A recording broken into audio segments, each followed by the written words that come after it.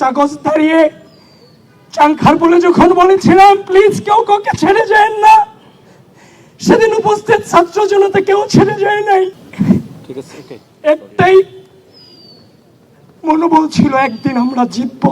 প্রিয় বন্ধুগণ, এই ঢাকা বিশ্ববিদ্যালয়ের অপরাজয় বাংলার পাদদেশে দাঁড়িয়ে জীবনের সকল সম্ভাবনাকে উপেক্ষা করে রাষ্ট্রের তোরে নিজেকে বিলিয়ে দিতে শিখিয়েছে যে অনুভূতি, সে অনুভূতির নাম বাংলাদেশ জাতীয়তাবাদী ছাত্রদল। 2016 সালে যখন বিশ্ববিদ্যালয়ে এসেছিলাম, যে রাজনৈতিক অপসংস্কৃতির সাক্ষী হয়েছি, সেখান থেকে পণ করেছিলাম আমি অত্যন্ত ক্ষুদ্র মানুষ। আমি পণ করেছিলাম হয়তো কোনোদিন এই ঢাকা বিশ্ববিদ্যালয়ের মাটিতে সুস্থ ধারার শ্রদ্ধা স্নেহের রাজনৈতিক সংস্কৃতির সূচনা হয়তো বা হবে।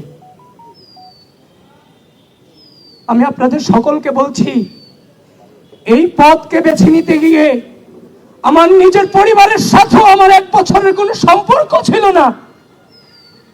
আমাদের জীবন থেকে জীবনের সামাজিক, রাজনৈতিক, অর্থনৈতিক, সাংস্কৃতিক, পারিবারিক সকল জীবনকে আমাদের থেকে কেড়ে নেওয়া হয়েছিল, কিন্তু আপোষ করিনি। একটাই মনোবল ছিল, একদিন আমরা জিতবো।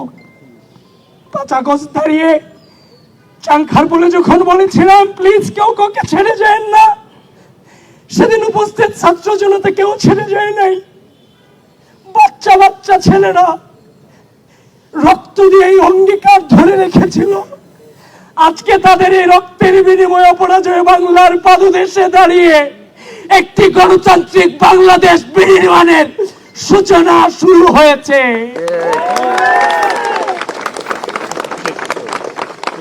বন্ধুগণ, একটা চ্যালেঞ্জের মুখে আমরা 16 সাল থেকে বিশ্ববিদ্যালয়ে ভর্তি হওয়ার পর থেকে আজও পর্যন্ত চ্যালেঞ্জ ফেস করতে করতে আজকের এই জায়গাতে এসেছি।